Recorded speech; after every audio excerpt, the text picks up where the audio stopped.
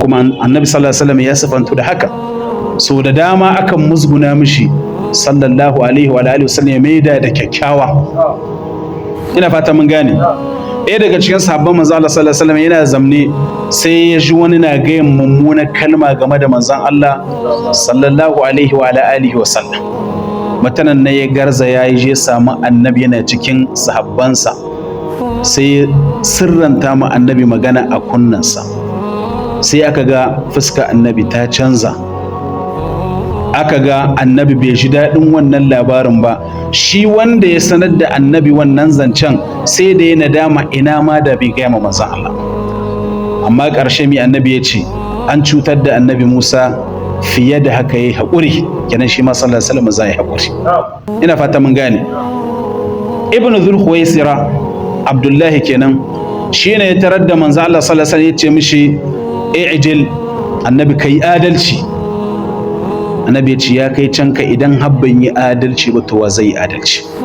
A lokacin Umar dan Khattab ya nemi annabi ya bashi daman ya cire masa kai. Annabi ya ce kyale sa, a cikin tsatsansa wasu mutane za su zo wanda za ku raina sallar ku idan kuka ga sallar su, haka za ku raina azumin ku idan kuka ga azumin su. Ina fata mun gane. Yana annabi yana hazarar da al'umma game da sha'anin su, iya sallar su da ƙwarewa wurin iya sallar su, iya azumin su da ƙwarewa wurin iya azumin su, kai ya cutar da ku ya ruɗe ku ba mutane kirki bane. Ina fata mun gane. Amma annabi kaga yi hakuri ya kyale bai ci a kashe shi. Haka yi hakuri da zama da Abdullahi bin Ubay bin Salul, shugaban munafikai, tare da cewa yana cutar da manzon Allah sallallahu alaihi wa alihi wasallam, amma annabi bai dauki mataki akan sa.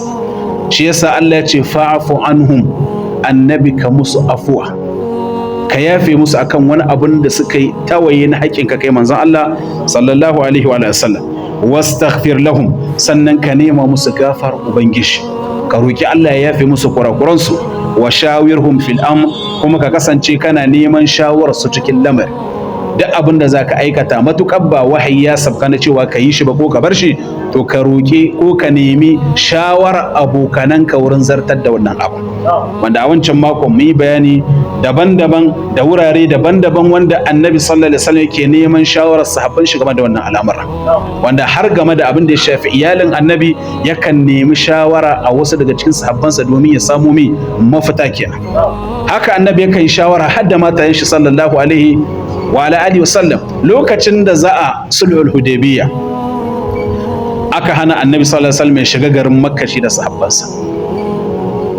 Annabi ya ce masahabbansa su yi aski su soke dabbobinsu, ya maimaita musu suka yi kamar ba su ji shi ba suka ƙi. Annabi ya ji tsoron Allah ya sabko musu da azaba sakamakon kangare masa da suka yi. Ƙarshe annabi ya je ɗaya daga cikin matayensa da namanta wacce ce ko namanta sunanta, ya nemi shawarar ta me ya kamata yi. Sai ta ce da shi kawai kyale su, karkace musu komai, je ka sa a maka sai ko aski sannan kai ka yanka dabbar ka kawai. Annabi bai ce musu komai ba, ya je ya sa mai askin sai masa, sai yanka dabba. Kahin ajima dukkan su sun zo sun sa musu sai sun yanka dabbobin su. Kaga shawara ya nema da ɗaya daga cikin matayensa.